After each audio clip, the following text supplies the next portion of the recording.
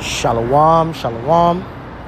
Want to say all praises be to Abanawa, Yahweh, Bahasham, Yahweh Shai, Bahasham, Harakah, Kodash. Double honors to the apostles, was a quanium of great millstone and rule well.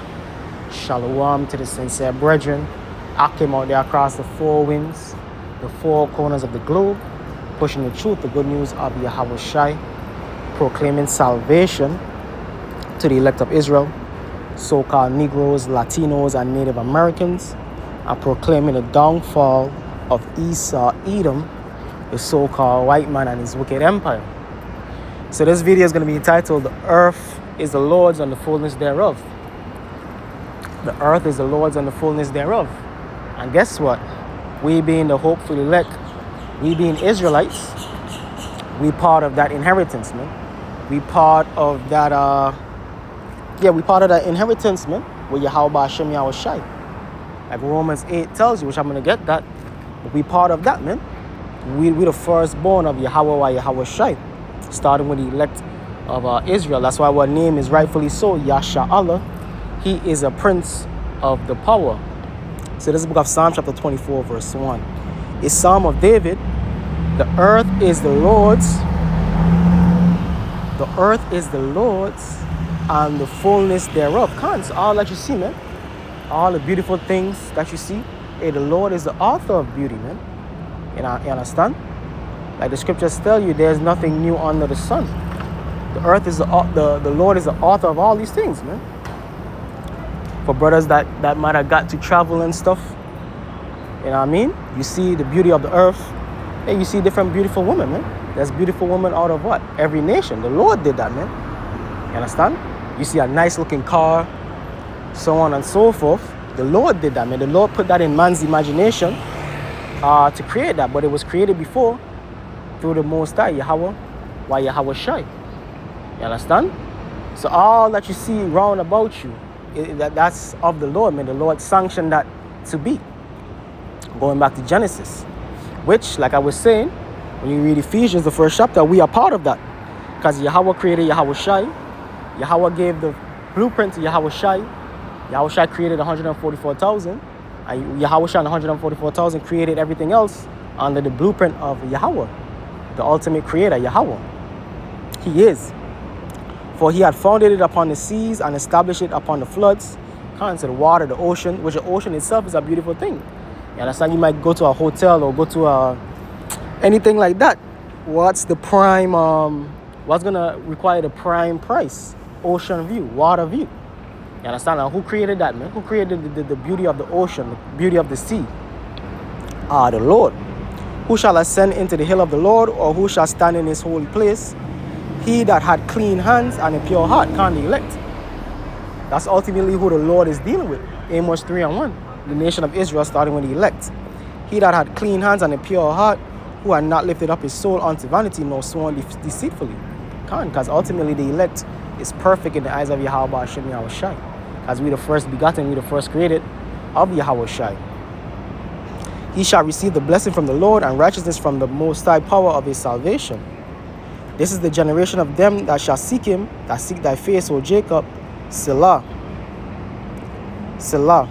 Lift up your heads, O ye gates, and be ye lift up, ye everlasting doors, and the King of glory shall come in. So we belongs looking to Yahweh Hashem Yahweh Shai's salvation. We belongs looking to what? The coming back of Yahweh Shai to establish the proper order, man, with Israel being on top. Yahweh Shai's dominion, Yahweh Shai's kingdom. That's why you always hear brothers talk about the kingdom and repeat. Brothers stays talking about the kingdom and repeat. Because this is the mindset we're in. We kingdom minded. We are aristocrat minded. We have the apostle always used to say this, man, and always used to push this. You have to have what? A ruling class mentality, which the majority of Jake don't have. The 2/3 of Jake, they don't have that ruling class mentality, man. That's why Jake happy here being in Babylon with a big Shirley, food stamps, EBT. Hey, at the camp, we was talking about this one Jake. He was working at Burger King for 40 years. And he got like a little goodie bag when he retired, man. But Jake is content being a fucking slave, man. We ain't that, man. We belong in aristocrat mindset, the rulership mindset, knowing that, yo, we deserve to be here, man. We deserve, so like, we deserve to be running shit, man. We the rightful, we belongs on top, man. You know what I mean? We belongs having all the different beautiful women, eating the best of food. You know what I mean? Having the best of everything. That's belongs the mindset of the Israelite, man. That's the ruling class mentality you're supposed to have. Yeah, we belongs running shit, man. You know what I mean? You have these heathens living good, living nice. Nah, man. That belongs really us, man. But guess what? That's going to be us, and we're going to show them how to live. Because even how these heathens live right now, you know what I mean? They living good or whatever. They ain't really living like, hey, man, we're going to take it to another level. And that's Jake. Jake is the salt of the earth. So, hey, man, we're going to take luxury living, they like luxury living, to a whole nother level. You understand? Lift up your heads, O ye gates, and be ye lift up, ye everlasting doors, and the King of glory shall come in. Who is the King of glory? The Lord strong and mighty, the Lord mighty in battle. Lift up your heads, O ye gates, even lift them up, ye everlasting doors, and the King of glory shall come in. Can I repeat it twice? Who is the King of glory? The Lord of hosts. He is the King of glory. Salah Khan. So we lifting up our heads to the King of glory. We looking for what? The return of Yahweh Shai. For Yahweh Shai to crack them clouds and establish the kingdom of Yashala. That's why even the disciples was in that same spirit. In Acts, the 1st chapter, they was in the spirit of the Lord reestablishing the kingdom to Israel. This book of Acts chapter 1 verse 6. When they therefore will come together, they asked of him, saying, Lord, wilt thou at this time restore again the kingdom to Israel? So the disciples, man, the apostles, they was in that ruling class mentality. You don't realize happy here working a 9 to 5, happy here with one woman. You know what I mean? You know what I mean? A woman all out of shape.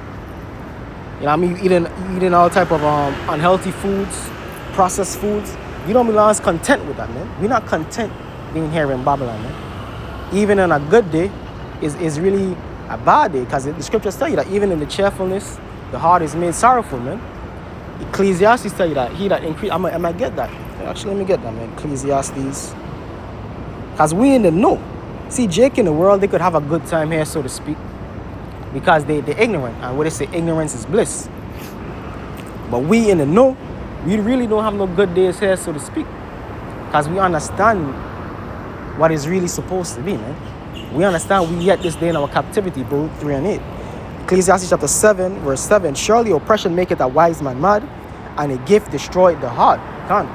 Surely oppression maketh a wise man mad, which we oppressed there. We on the bottom, in the slums and ghettos, and even the Jakes have money and millionaires, Floyds, they still oppressed because their people oppressed. Hey, if your people on the bottom, guess what?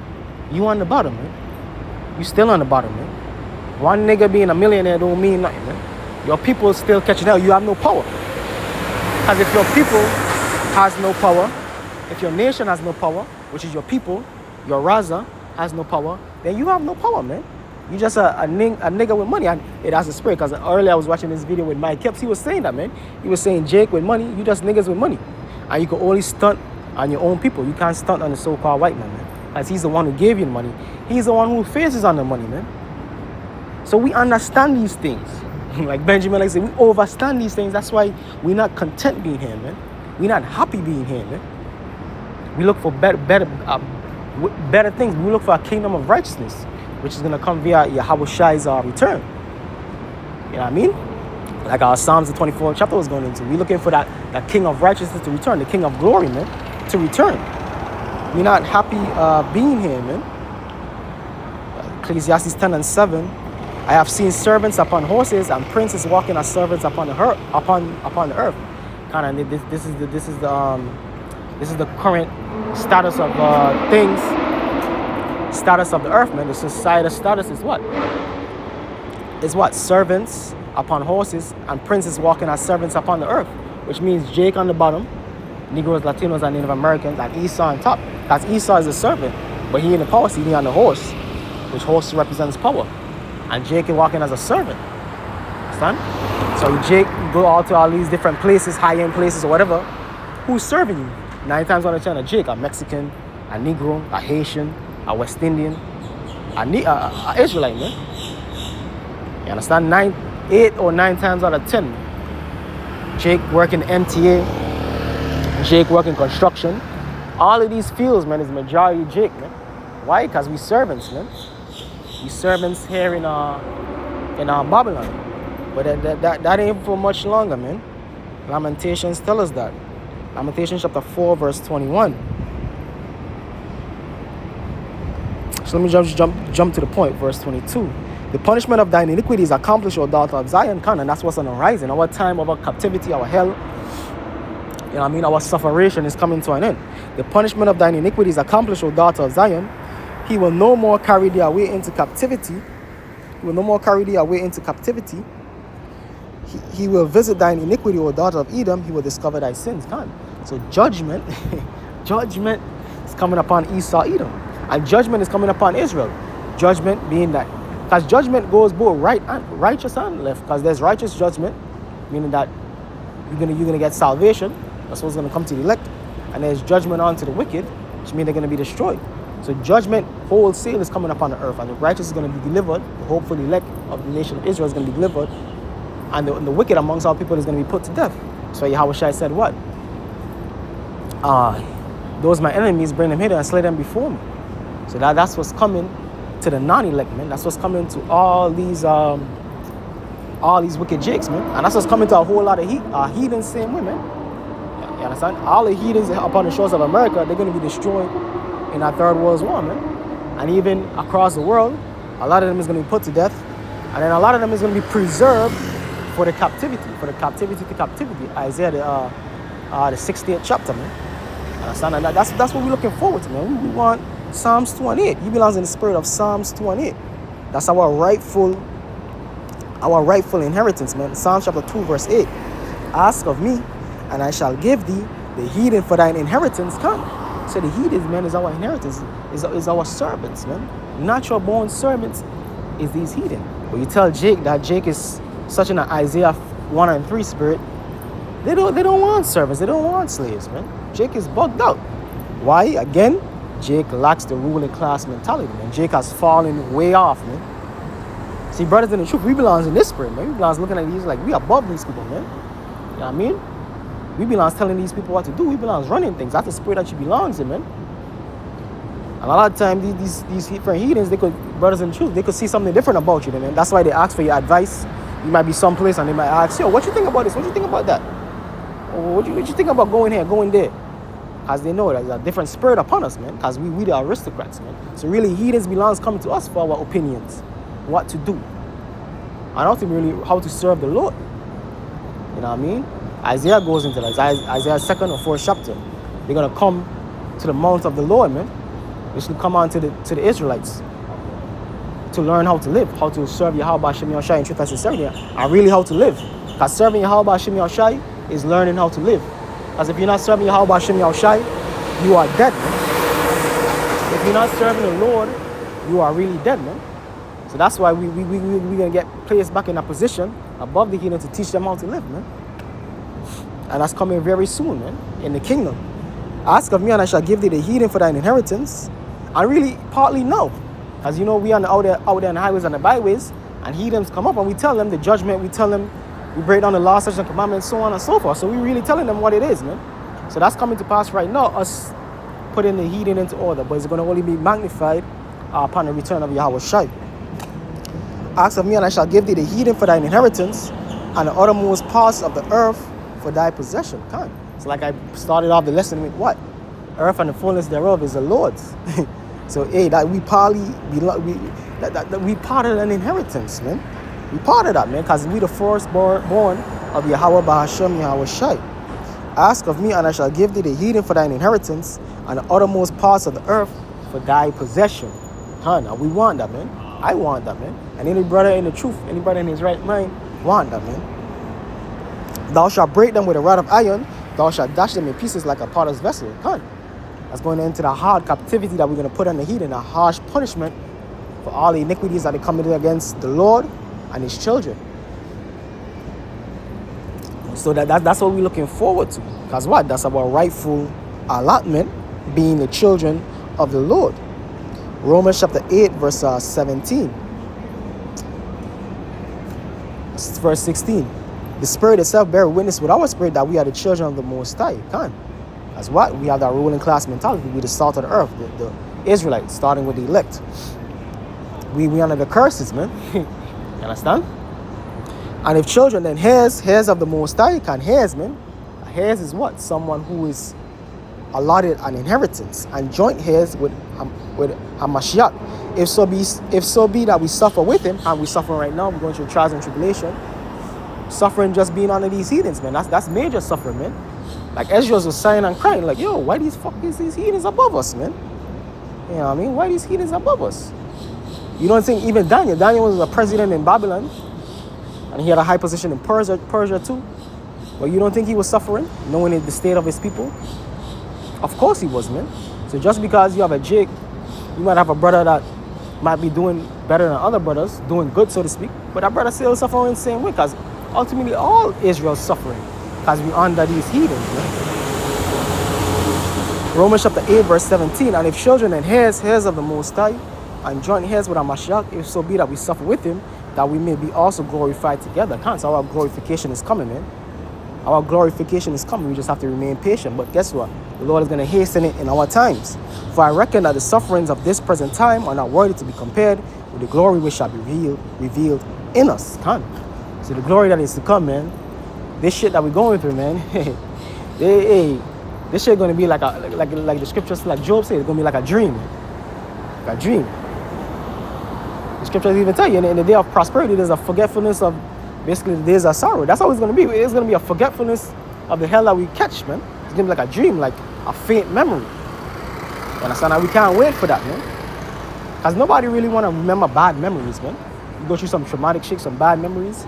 You don't really want to think about that. That's here in Babylon, man. This is a traumatic bad memory, man. That's going to be basically etched to the side of our memory, man. Etched to the side of the history, man, of our people, man. It's going to be like a afterthought, so to speak. You understand?